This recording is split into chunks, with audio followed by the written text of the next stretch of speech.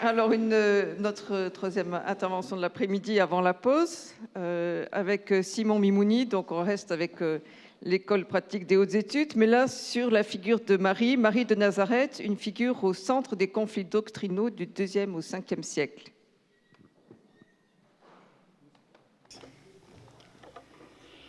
Bien, bonjour à tous. Donc, je vais vous parler de Marie de Nazareth, et notamment d'un point de vue, disons, de théologie politique. J'ai voulu illustrer mon propos par quelques images que j'ai tirées de Santa Maria in Trastevere, et je vais, au fur et à mesure, vous passer quelques diapositives pour vous distraire. Alors, Marie de Nazareth, la mère de Jésus, a été une figure éminente du culte chrétien à partir du IVe et du Ve siècle. Mais l'a-t-elle été à partir du IIe siècle? C'est la question à laquelle on va essayer de répondre dans cette contribution en se fondant essentiellement sur le protévangile de Jacques, un texte important de la première moitié du IIe siècle qui concerne la conception et la naissance de Jésus, mais aussi la conception et la naissance de Marie.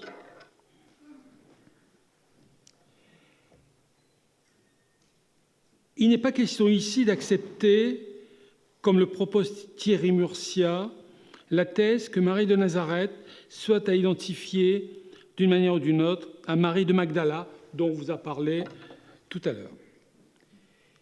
La problématique de cette recherche va porter essentiellement sur la question suivante. Pourquoi s'est-on appuyé sur une figure féminine, celle de la mère, pour défendre une certaine vision d'une figure masculine, celle du fils? C'est évidemment une manière moderne de poser cette question qui ne fonctionne nullement ainsi dans l'Antiquité, où le culturel et le religieux fonctionnent en relation, enfin dans l'Antiquité qui m'intéresse, mais toute l'Antiquité, fonctionne en relation avec la pureté. La pureté. Entre une introduction et une conclusion, il va être question de Marie de Nazareth dans les conflits religieux du IIe siècle et dans ceux du IVe siècle. Est-ce à dire que la figure de Marie n'intervient pas dans les conflits du IIIe siècle? Ce n'est pas sûr, mais les sources manquent, si ce n'est quelques rares documents qui portent sur le culte marial, comme par exemple le Sub Tuum Praesidium, sous ta protection, retrouvé en Égypte, qui est une prière à Marie Théotokos, le terme y figure, invoquée comme protectrice. On va présenter donc le protévangile de Jacques, un texte qui a une portée considérable, tant en Orient qu'en Occident, en essayant de donner quelques éléments littéraires, historiques et doctrinaux. Le protévangile de Jacques, connu aussi sous le titre de Nativité de Marie, est une œuvre qui rapporte la conception, la naissance et l'enfance de Marie, ainsi que la conception et la naissance de Jésus. Il y est aussi question de Zacharie et d'Élisabeth, les parents de Jean le Baptiste. D'emblée, il convient de souligner qu'il s'agit d'une composition harmonieuse où est affirmée une doctrine particulière, à savoir que Marie est restée vierge malgré la conception et la naissance de Jésus. J'y reviendrai. C'est par conséquent, on s'en doute, un texte capital, tant à cause de son ancienneté que de son influence. Cette dernière s'est d'ailleurs exercée aussi bien sur le plan de la doctrine que sur celui de la liturgie, mais aussi sur celui de l'iconographie. J'en ai donné quelques exemples rapidement, je peux y revenir après. Même si son genre littéraire est difficile à déterminer de manière évidente, contrairement à ce qu'affirme nombre de critiques, le protévangile de Jacques n'est nullement une histoire édifiante issue de milieux populaires, et par conséquent un témoin de la piété populaire envers Marie. c'est plutôt une œuvre exégétique, à la manière sans doute des commentaires midrashiques que l'on trouve abondamment dans la littérature judéenne, toutes tendances confondues. Dans le protévangile de Jacques, Marie n'a guère de personnalité. Elle n'est qu'une figure passive aux côtés de Joseph, présenté très âgé, qui joue un rôle important dans le récit. Cela n'a pas empêché ce texte de nourrir par la suite le culte marial, que ce soit en Orient ou en Occident. Il semble que le protévangile de Jacques puisse être daté d'entre 100 et 150 et localisé à Jérusalem ou dans ses alentours. Par ailleurs, il ne serait pas impossible que son auteur ait appartenu au cercle de la famille de Jésus, proche de Jacques le Juste, qui, face aux tentatives plus ou moins docétisantes de son époque, défend la réalité humaine de Jésus en même temps que son caractère divin.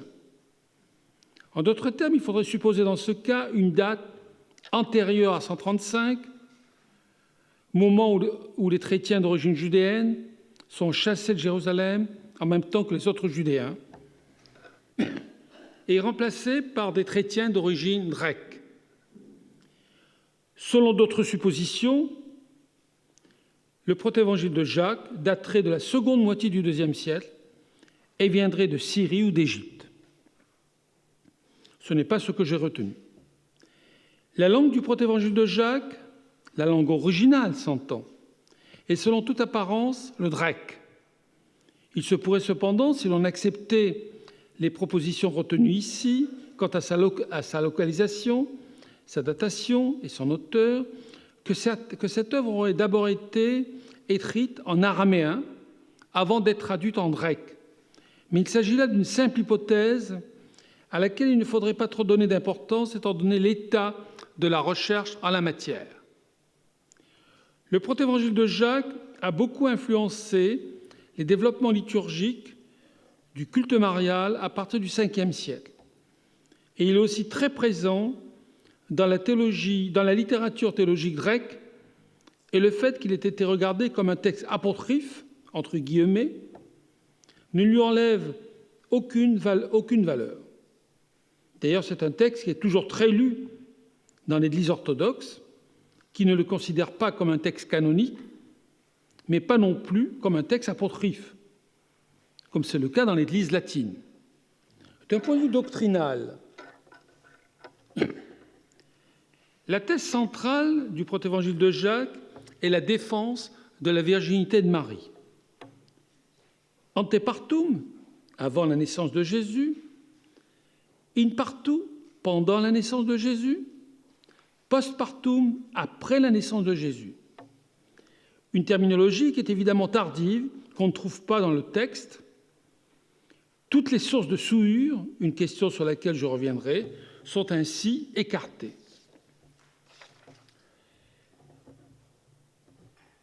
On ne retient pas ici, j'en ai fait une diapositive, on ne retient pas ici que la version grecque du protévangile de Jacques, à l'exclusion de toute autre version latine notamment, qui ne peut être que le fruit de l'imagination de certains chercheurs, qu'ils désignent d'ailleurs comme une source inconnue, une nouvelle source ou une source spéciale, qu'ils reconstituent à partir de divers textes et qu'ils datent du IIe siècle, à cause des rapprochements ténus qu'ils établissent avec le protévangile de Jacques en grec, mais aussi avec la révélation des mages en syriaque, qui serait aussi de cette même époque. Il a certes existé une version latine du protévangile de Jacques, mais elle est aujourd'hui perdue et ne peut être retrouvée de manière fragmentaire que dans certains manuscrits. C'est elle d'ailleurs qui est utilisée dans les polémiques de la fin du IVe siècle. Passons maintenant au point 2. Le protévangile de Jacques est le seul texte réellement du IIe siècle où Marie de Nazareth est un personnage relativement important. Dans les autres textes de cette époque, comme par exemple les Odes de Salomon, conservés en syriaque, ou l'Épître des apôtres, conservé en éthiopien, Marie tient une place secondaire. L'accent est mis plus sur la naissance de Jésus que sur Marie. En revanche, dans l'évangile de Marie, dont on vous a... Non, on ne vous a pas parlé tout à l'heure. Si, tu as parlé, vous n'avez pas parlé. En revanche, dans l'évangile de Marie, qui est un texte gnosticisant, il n'est pas question de Marie de Nazareth, comme certains critiques l'affirment, mais de Marie de Magdala. Elle a d'ailleurs été refusée et contredite. Il y a toute une littérature là-dessus. Le protévangile de Jacques a, selon toute vraisemblance, été composé en réunissant nombre de traditions pour répondre à des polémiques externes, mais aussi à des polémiques internes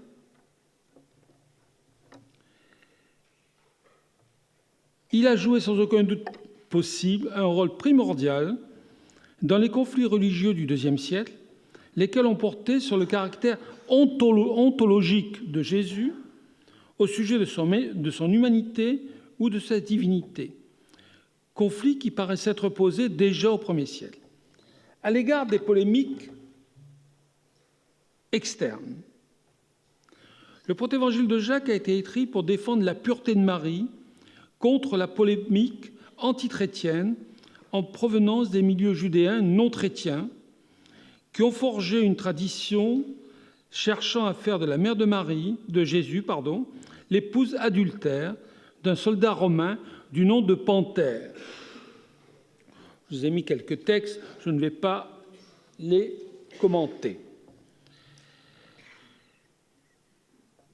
Ces accusations, transmises par Cels, par Origène, pourraient remonter à la fin du Ier siècle, d'après certains critiques, au milieu du IIe, d'après d'autres. Contre ces accusations, l'auteur du protévangile de Jacques affirme clairement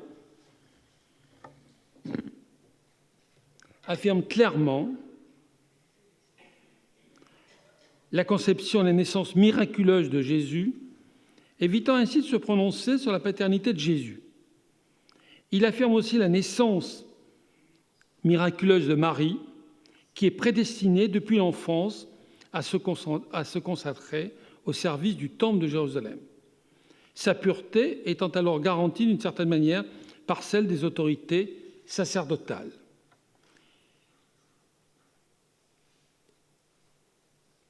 À l'égard des polémiques internes, le protévangile a été écrit pour servir dans des conflits intervenus dans certaines communautés chrétiennes, notamment face aux docétisants et aux adoptionnisants, peut-être aussi en faveur des anthratisants.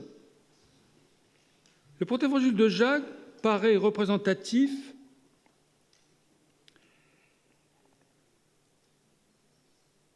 des mêmes tendances qui ont conduit à la rédaction des récits canoniques de l'enfance de l'Évangile selon Matthieu et de l'Évangile selon Luc, et à la rédaction des écrits apocryphes de l'enfance, de l'ascension d'Isaïe et des actes des apôtres, lesquels récits, souvent antagonistes, pourraient être de la fin du Ier siècle ou du début du IIe siècle.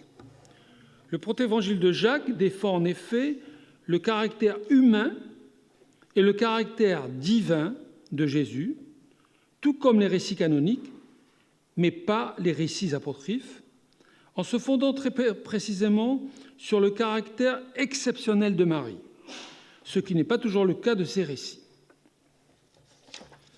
On le constate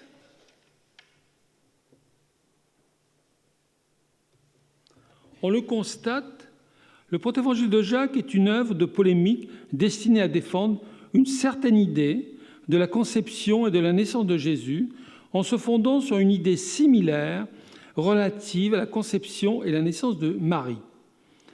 Cette œuvre répond à une polémique venant de l'extérieur, les Judéens, mais aussi à une polémique venant de l'intérieur, sans doute les docétisants pagano-chrétiens, parmi lesquels on peut y voir les marcionites, et les adoptionnisants judéo-chrétiens, parmi lesquels on peut y voir les ébionites.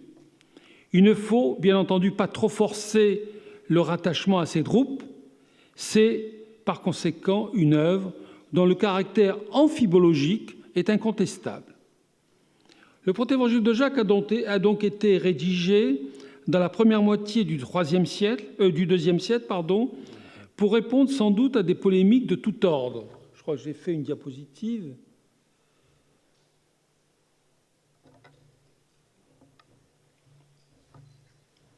Ça, c'est déjà fait, mais ça, pas encore.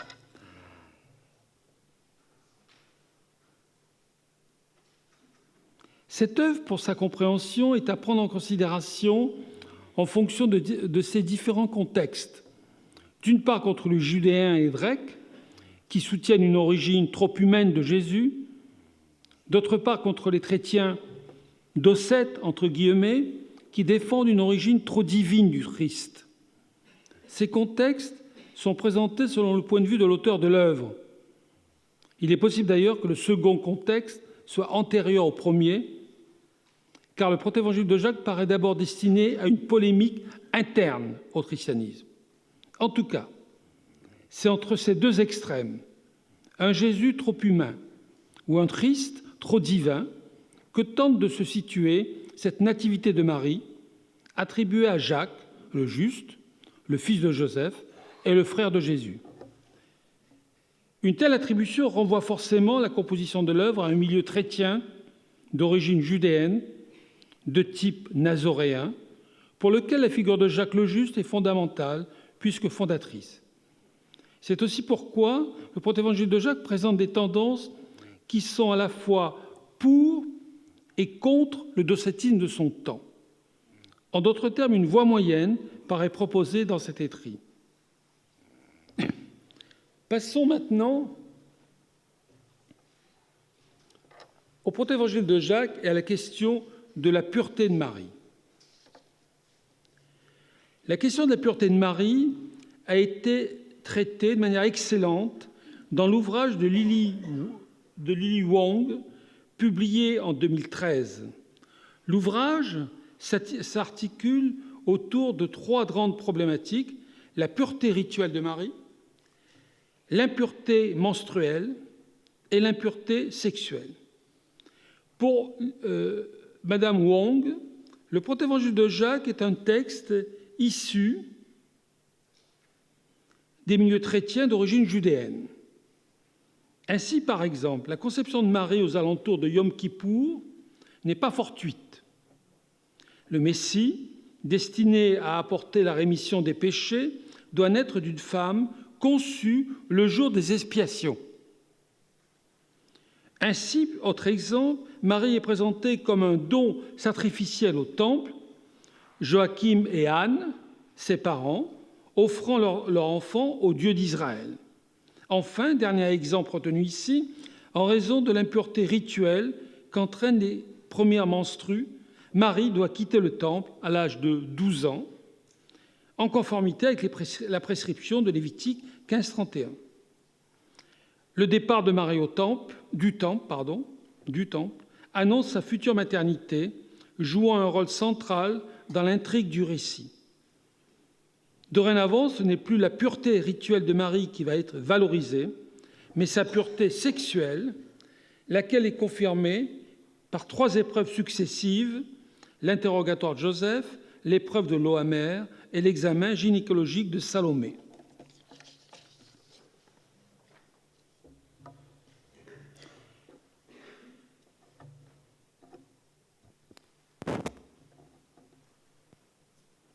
J'en arrive maintenant au point 3 de mon exposé. Marie de Nazareth dans les conflits religieux du IVe siècle.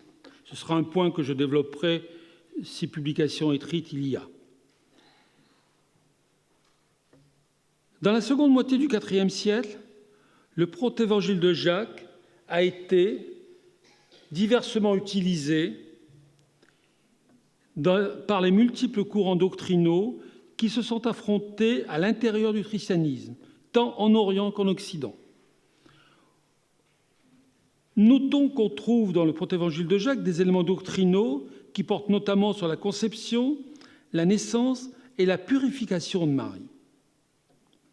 De plus, en relation avec ces données, on y rencontre des éléments pouvant servir à défendre les thèmes de la virginité in partout et de la virginité postpartum. Mais s'ils ont servi par la suite, même s'ils ont servi par la suite à établir un discours mariologique, ces éléments doctrinaux relèvent encore du discours christologique.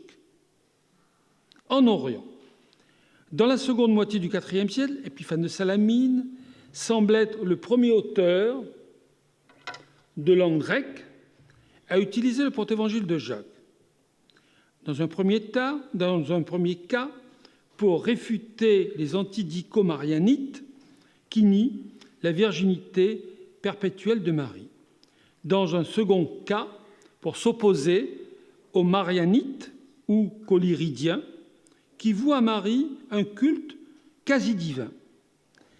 Épiphane de Salamine utilise donc le protévangile de Jacques pour défendre Marie contre les extrémistes des deux bords, ceux qui la considèrent comme une simple personne humaine et ceux qui la considèrent comme une simple personne divine. Constatons qu'au IVe siècle, le débat sur le Fils a rejailli sur la mère. L'œuvre d'abord utilisée au sujet du Fils sert maintenant au sujet de la mère. Le célèbre hérésiologue, Épiphane, fustige l'interprétation déviante du protévangile de Jacques qui en est donnée. Il n'attaque pas l'œuvre lui-même, ça c'est important. Pour lui, le caractère hérétique des utilisateurs de cette œuvre ne justifie en aucun cas son anathème, c'est-à-dire sa disparition par destruction. En Occident, il en a été de même. Les conflits et les données sont certes différents, les effets aussi d'ailleurs, mais le protévangile de Jacques est également utilisé dans des conditions objectives plus ou moins identiques. On connaît au moins deux polémiques doctrinales sur lesquelles le protévangile de Jacques a été utilisé. Le cas d'Helvidius, en 383, qui a nié la virginité postpartum de Marie en ayant recours au protévangile de Jacques. Le cas de Jovinien, en 393, qui a nié la virginité in partu de Marie en ayant recours, lui aussi, au protévangile de Jacques. D'ailleurs, il convient de souligner qu'Helvidius et Jovinien paraissent utiliser le protévangile de Jacques de manière fort divergente. Le premier, dans une perspective anti-ascétique, prônant le mariage des religieux et des religieuses. Le second, dans une perspective pro-ascétique, prônant le célibat pour tous les chrétiens. Le salut peut être à ce prix, je ne sais pas. C'est un commentaire. L'un et l'autre utilisent les données du protévangile de Jacques selon leur propre perspective. Ambroise et Jérôme, leurs détracteurs, veulent ignorer et combattre les données doctrinales du protévangile de Jacques. Ils défendent la virginité in partu et postpartum de Marie en les fondant sur d'autres bases. Oui, c'est une démarche qui est très différente de celle d'Épiphane en Orient. Conséquence, le protévangile de Jacques, dans une version latine, a été condamné par le décret de Gélase. Il a disparu en grande partie dans la tradition manuscrite pour ne subsister que de manière très dispersée et très fragmentaire. Il est certain qu'en Occident, c'est l'utilisation du protévangile de Jacques et non pas son contenu doctrinal par des chrétiens marginalisés qui a conduit sa mise à l'index dans le décret de Gélase. Il convient de mentionner la différence d'utilisation et d'utilisateur entre l'Orient et l'Occident, raison principale pour laquelle le protévangile de Jacques ne subsiste qu'accidentellement en latin, alors qu'il est abondamment attesté en grec. Par déduction, on peut affirmer qu'une telle raison, si elle s'avère, fournit la motivation des remaniements qui ont eu lieu alors, et notamment celui de l'évangile du pseudo-Matthieu. J'ai sauté ce passage précédemment, mais j'en fais allusion. On peut encore aborder le conflit marial du IVe siècle à partir des premières tentatives d'interprétation théologique du titre marial Théotokos. Au cœur de cette histoire, on retrouve Apollinaire de Laodicée, une figure importante du camp pro-nicéen qui a élaboré une théorie controversée sur l'unité du Christ, notamment en excluant l'intellect humain de la constitution du Sauveur. C'est dans le cadre de cette préoccupation plus large qu'il a constitué un outil polémique, qu'il a compris l'opportunité de tenter une appropriation théologique du titre Théotokos, et qu'il a constitué un outil polémique dans la stratégie d'ériger sa propre position en orthodoxie christologique.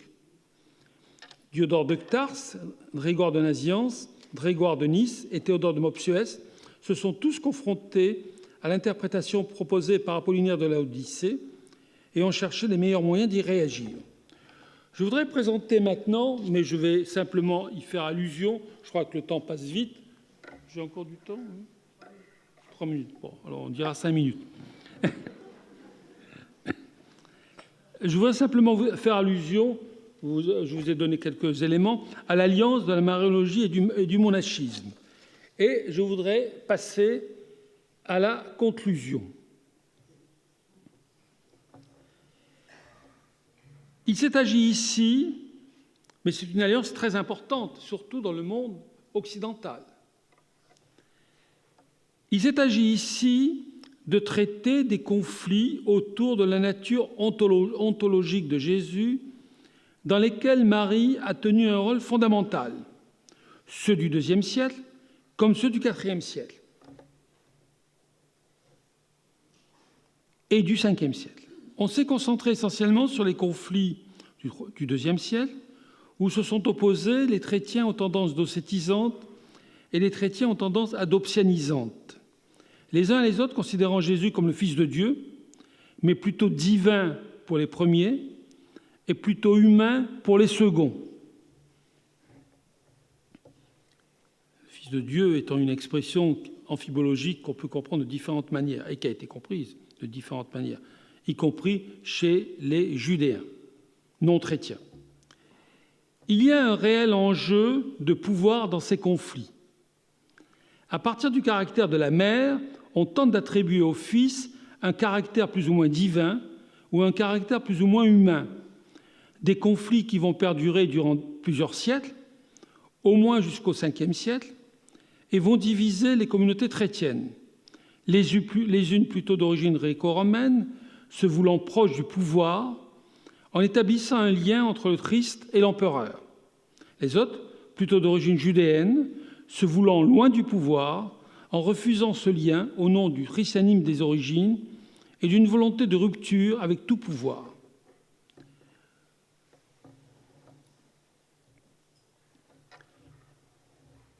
Dans le monde gréco-romain, comme on le sait, il y a des dieux et des déesses.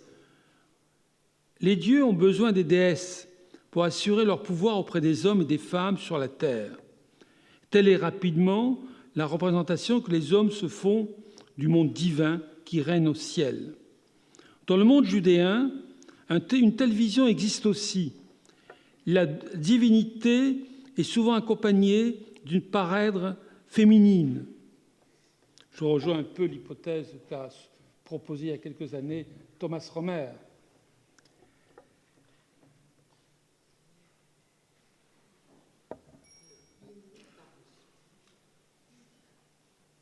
Le binitarisme que l'on a exhumé grâce aux travaux de certains chercheurs, comme par exemple Alan Segal ou Daniel Boyarin, entre dans cette perspective. C'est pourquoi considérer le monde gréco-romain comme polythéiste et le monde judéen comme monothéiste est source de difficultés. Dans les deux, il y a du polythéisme, si on veut utiliser ces termes, que je n'aime pas trop, et qui sont des termes tardifs. Polythéisme, ça date du XVIe, et monothéisme, ça date du XVIIe siècle. Il y a en tout cas du polythéisme et du monothéisme. Le problème est d'ordre politique et non d'ordre religieux.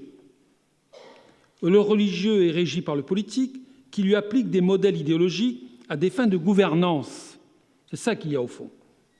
Régissant les rapports entre les humains selon les modèles que l'on renvoie dans le divin. Dans le mouvement chrétien,